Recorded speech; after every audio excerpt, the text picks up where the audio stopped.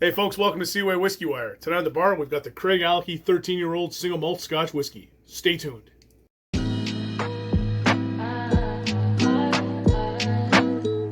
Well, hey guys, thanks for coming back after the intro. I'm Tyler, and tonight on the bar, we've got ourselves a rather unique Speyside in the Craigellachie 13-year-old single malt Scotch whiskey. But before we get into the overview and the profile and tasting notes on Craigellachie 13, if you have yourself anything from Craigellachie, maybe you got yourself something from Speyside, preferably something a little bit unique or a little bit funky, and you want to pour yourself a dram and drink along with me, please do so. I encourage it. It makes life a heck of a lot better for you guys on the other end, and I enjoy you guys drinking along with me. So what can I tell you guys about the Craigellachie Distillery? Well, the Craigellachie Distillery is a renowned single malt Scotch whiskey producer located in the village of Craigellachie, right in the heart of Scotland's Speyside region. And it was established back in 1891 by Alexander Edwards and designed by the notable architect Charles Doing. And the distillery's name is derived from Gaelic, which means rocky hills, which references the elevated position overlooking the confluence between the River Spey and the River Fiddick in the Speyside region. And unlike many Speyside whiskeys known for their light and floral profiles, Craigellachie offers a more robust and almost muscular character, and this distinctive style is largely attributed to the use of traditional worm tub condensers in the process, which is a rarity in modern whiskey making producers. Only a handful of distillers are still using these worm tub condensers, which imparts a more heavier, oily texture and complex flavors, and we'll get into that as we tackle that in this whiskey. Currently, it's owned by the Bacardi Group through its subsidiary group, John Doers and Sons. Craigellachie continues to uphold traditional whiskey-making methods, offering whiskey enthusiasts a taste of Speyside's rich heritage, but is a distinct departure from what you're commonly, what I would commonly refer to as the Speyside style. Craigellachie really does a nice job of distancing themselves from that and giving you guys a more rough and tough presentation. We'll get into that as we tackle the whiskey, though, like I just said. So what can I tell you guys about the Craigellachie 13-year-old from the specs and overall perspective here? So comes in with an age stamp of 13 years of age, respectively, right there, and then non-chill filtered, no color added, ABV stamp of 46%, just the way we like it. I know in the past, and we'll get into the presentation in a bit here, but in the presentation of some of the older labelings I saw, it did not state that it was natural colored. And on my bottle right here on the bottom, it does say no chill filtering and natural color, respectively. From a maturation process, the Craigellachie 13-year-old is matured in ex-bourbon casks and ex-Amoroso sherry casks. Doesn't specify if they're first fill or what have you, but I would say it's more heavily focused on those ex-bourbon characters and ex-bourbon casking as opposed to the sherry casks. But with that, let's hop into the presentation on the Craigellachie 13-year-old and take a look at the bottle and the packaging here. I really like the style of this one here. It's a real old school or old timey kind of style. You've got the picture of the distillery here, and it's got some nice prominent letters here. Edward and Mackey founders. Craigellachie single malt Scotch whiskey, built on the rocky bluffs situated above the confluence of the River Fiddick and the River Spey, just as it said in the story there. And it does mention the worm tub condensers in the back. Again, it does mention around the packaging and the bottling that it is non-chill filtered, no color added, which I really appreciate. And it does mention the worm tub condensers, like I just said. It doesn't mention a whole lot about the worm tub condensers, just says it's going to impart more flavors. So with that, let's get into the pour. I've already poured this probably about 20 minutes ago or so, and let it kind of just acclimate in the glass here. Take my top off here and let the aromas flow in here. But we'll go in and take a look at this this beautiful liquid that's in here. So we'll go in nice and tight. It's a real nice golden amber there, and that kind of be a natural color. I think that that's where I'm getting the assumption that it's more heavily focused on ex-bourbon casks as opposed to sherry casks in the maturation process. If you know different, please put it down in the comments there. I believe it's ex-bourbon and ex-sherry matured, and then they marry them together. It might be focused on bourbon and then going into a sherry finish. But again, I think it's more ex-bourbon and sherry cask matured. Yeah. All right. Well, the bar's already filling up with some lovely aromas off this Craigellachie 13-year-old. So let's get on the nose and see what we can dig out of the Craigellachie 13-year-old. On the nose.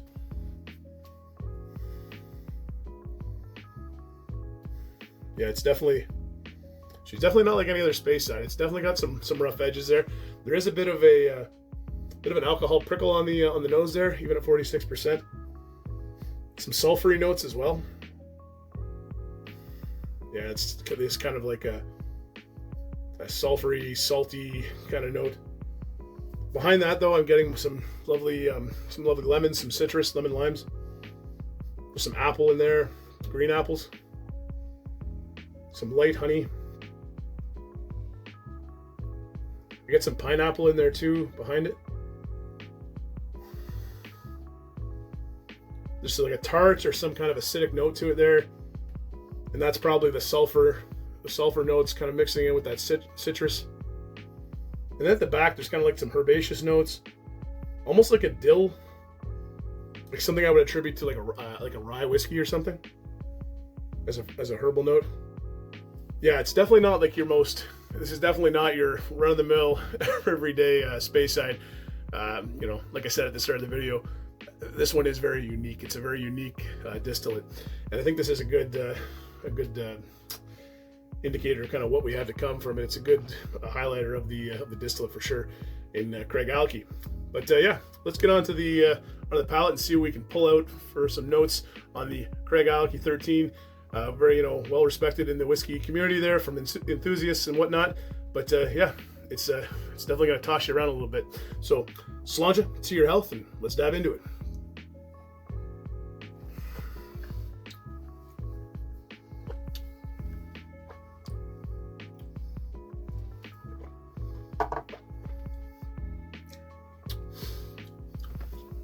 Number one, wicked mouthfeel.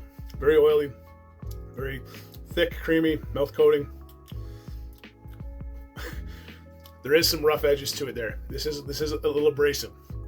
It's not like an alcoholic prickle or anything like that, or an alcohol prickle. It's more of a spice prickle. Usually something you'd find more at the end of a whiskey, or like in a finishing process. This one here, it bangs you right up front, and rough and tough. I'm getting some spicy pepper right off the front there, like white pepper, and it's very firm and very much apparent that it's there. Behind that, some other notes. I'm gonna go for one more sip here, guys.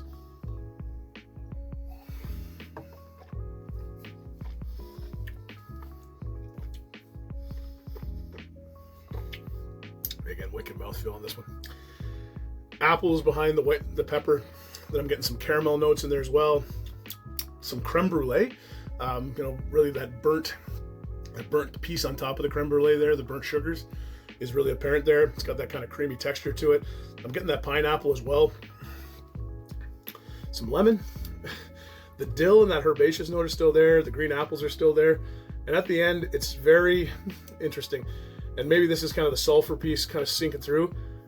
I'm getting like a solid, it's a briny note, but to me it's more of like what I would call like a pickle juice, or like what you would brine in a jar of olives or pickles. That kind of salty, acidic kind of mixture in there. That's really what I'm getting at the finish. And then it's just a tiny bit of spice on the back end there, but not nearly as prominent as it is at the front end. Yeah, very interesting, very unique, and very kind of eclectic palate. Again, far different than most Speysides that you would try and kind of be accustomed to. Definitely not the average Speyside for sure. With that, we'll move into the finish on the Craigellachie 13-year-old. I'm going to go in for my third sip on this one here and let you guys know what I think of the finish. So one more sip, guys. Here we go.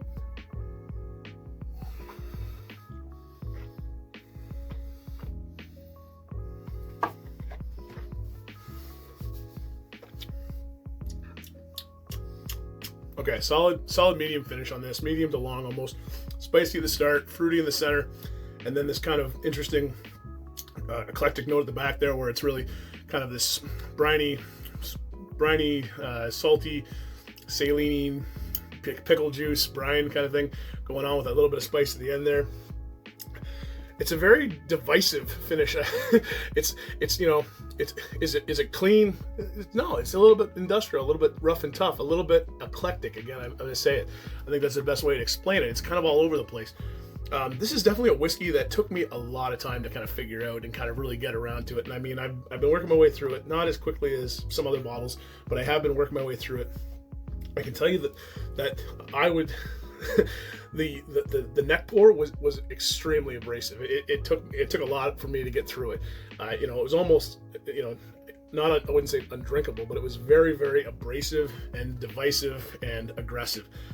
Once I got down past the neck pour, it kind of settled down a little bit. There were some times where I added some water too, just trying to see if I could, I hate to say learn to like it or learn to love it, but just trying to open it up and figure out kind of what other layers are behind it.